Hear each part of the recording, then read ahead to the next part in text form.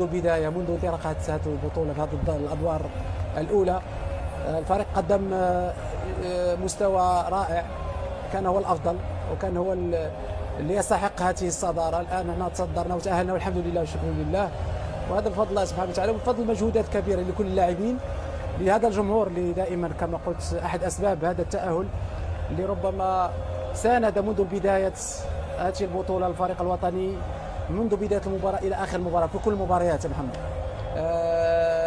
وهؤلاء الشباب، هؤلاء حكيمي الذي أعتقد أنه ضحى كثيرا، صحيح ضحى كثيرا بنفسه، صحيح، ودموع الفرح طبيعية لأنه عانى من عضلة خلفية بإصابة كبيرة، ومع ذلك قاوم وقاتل من أجل خدمة المنتخب. أكيد أكيد، وهذه تاريخية اللقطة محمد، وفترة سيبقى دائما في التاريخ، تأهل لثاني مرة في تاريخ المغرب للدور الثاني.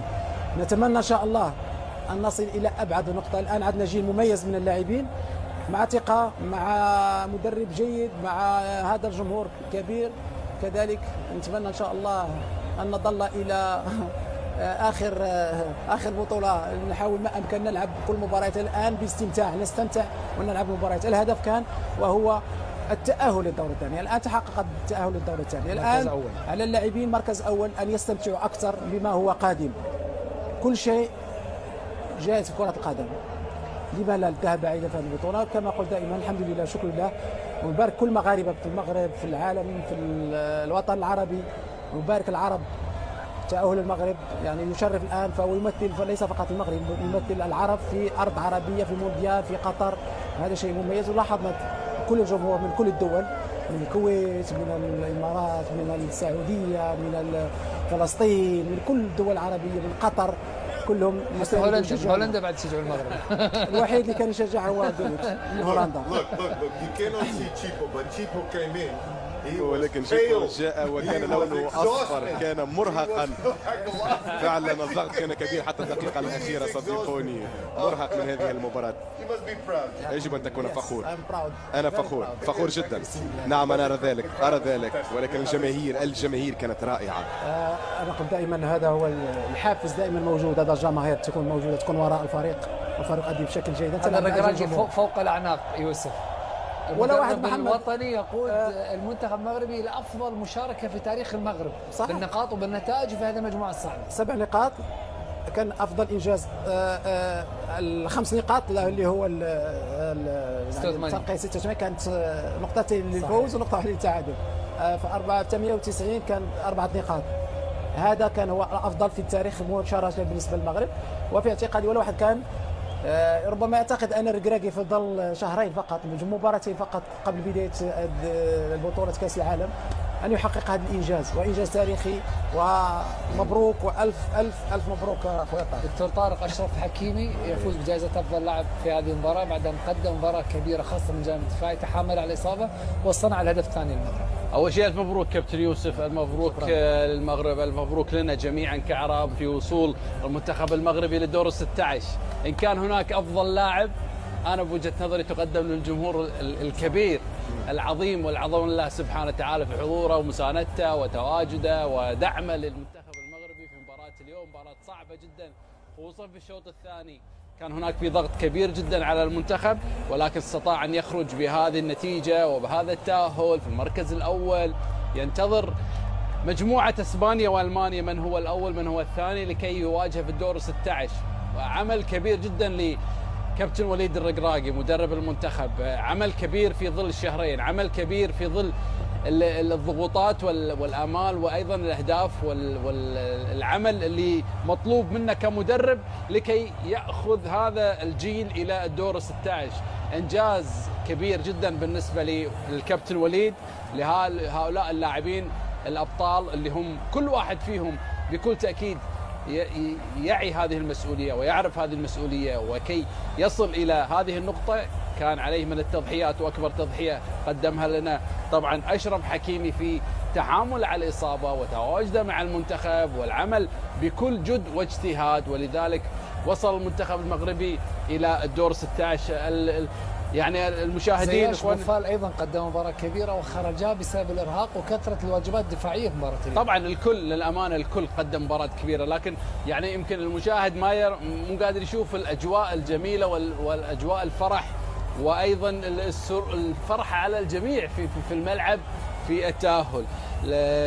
للامانه يمكن المنتخب المغربي وقع في مجموعه صعبه جدا، فيها وصيف النسخة السابقة، وفيها المصنف الثاني على مستوى العالم منتخب بلجيكا، فيها منتخب كندا الغامض اللي ممكن كان يعمل مفاجأة في هذه البطولة، ولكن استطاع أن يتصدر وبجدارة. نعم يمكن استقبل مرماه هدف واحد، لم يخسر في المجموعة، تصدرها وبجدارة، ولذلك نبارك لنا جميعا ونبارك لكل من ساند المنتخب المغربي، كل الشعوب، كل العرب، كل من يحب كرة القدم كان وراء الكرة الجميلة اللي قدمها المنتخب المغربي طيلة الثلاث مباريات. تنتظر بكل تأكيد مغامرة أخرى في الدور 16. حتى هذه المباراة فقط منتخبان بشباك نظيفة، كان منتخب المغرب ومنتخب البرازيل فقط، بقية المنتخبات دخلت في مرماها أهداف. هذه النسخة، هذه التجربة، هذه النتائج رود قد تكون دافع كبير لكرة القدم الإفريقية من خلال المنتخب المغربي الذي قارع وتفوق على اثنين من أفضل منتخبات في أوروبا والعالم، بلجيكا كرواتيا. الأمر الجيد أظن أنهم تعلموا الكثير من هذه المباراة كذلك، لأن الشوط الثاني كانوا خائفين قليلا. رأينا منذ 15 دقيقة في الشوط الثاني رأيناهم يعودون إلى الدفاع محاولين الاحتفاظ على الكرة بصعوبة، وكان هذا مبكرا جدا ربما، وأعطوا للمنتخب الكندي كل الإمكانيات لكي يهاجموا. إذا يجب التعلم من هذه التجربة، خاصة الشوط تمتعوا بهذا الفوز. احتفلوا احتفلوا، لا تحطموا أي شيء، احتفلوا فقط. هكذا يجب أن يكون الأمر. إذا الجميع في هولندا المغاربة تهانينا لهذا الإنجاز الكبير. والدة حكيمي يوسف دائما موجودة، وكل تقريبا عائلات اللاعبين موجودين لمساندة. هو دائما يذهب بعد مباراة تقبيل رأسها ثم يقول أنا فخور جدا بأصولي بجذوري، ثم بمعاناة أبي وأمي بوظائف بسيطة جدا قاتلوا من أجل حياة كريمة ومن أجل أن أنعم أنا بطفولة أفضل وتعليم أفضل وكرة قدم أفضل، وبالتالي الآن جاء وقت رد الدين للمغرب أولا ثم لوالده ووالدته. هذا هو كلام حكيم. رضا الوالدين محمد ولا شيء يجي افضل منه. طبعا تكون مرضي والديك، ربي يرضى عليك ويوفقك ويحقق لك كل امنياتك. يقال لن تجد شخصا ناجحا في الحياه الا وكان له من رضا والديه نصيب، وحكيم مثال على ذلك. اكيد كل الناجحين عندهم رضا الوالدين الحمد لله، وهذا شيء مميز. يعني دائما هناك هذه المسانده وهذا التشجيع من عائلات. ذكرت لك قبل المباراه تشعر الاجواء بانك في الرباط او في الدار البيضاء او في مراكش او في طنجه او في قنيطره او في المدينه المغربيه. راح يقعدون ان شاء الله ويستمتعون. لوالدته بوفال في هذه اللقطه الجميله جدا. يقال دائما الانسان يريد ان يكون افضل من الجميع الا من ابنائه، يريد فقط من ابنائه ان يكون افضل منه. صحيح هذا شيء سبحان الله، من يرضي والديه الله يرضي عليه. هذه نعمة الإسلام. سبحان الله. يعني شوف تتبع الإنسان الناجح تجد أن وراه في أم وأب هو بار بهم ومرضي الله سبحانه وتعالى عن طريقهم. ترى هذه كلها رسائل، وهذه كلها درس مجانية للجميع. الشباب للاعبين، من هو بار بوالديه الله سبحانه وتعالى يجازيه كل الجزاء. من الرائع أن نرى ذلك فعلا، الأحاسيس مختلطة، وأظن بأننا سنرى احتفالا كبيرا جدا من باريس إلى بروكسل إلى أمستردام الليلة. فعلا الاحتفالات ستكون طويلة ليلة كاملة، والأعلام ستكون في كل مكان. من الرائع أن نرى هذه الصور، لأنني كنت في الملاعب ويمكن أن أقول أنني كنت موجود فعلا. كنتم هنا أيضا أليس كذلك؟ أنتم كنتم جزءا من هذا أليس كذلك؟ كيف ستكون ردة فعل الملك بعد ذلك؟ أكيد أنه سعيد الملك وفخور بأبنائه وهم يحققون هذا إنجاز تاريخي. وكان دائما هو متبع للاعبين. أكيد هناك اتصالات مع اللاعبين ومع المسؤولين على المنتخب.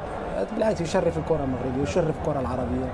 إنجازات ما في شيء أفضل. الاحتفالات بدأت إلى كورنيش الدوحة، إلى سوق واقف. اليوم الدوحة إن شاء الله ما راح تنام. إلى كل مدن المغربية هذه الاحتفالات ستستمر حتى الصباح. المغرب أكيد أن المدن كلها اليوم سهرة بيضاء إلى احتفالات بدأت إلى كورنيش سهرة بيضاء إلى فجر الغد.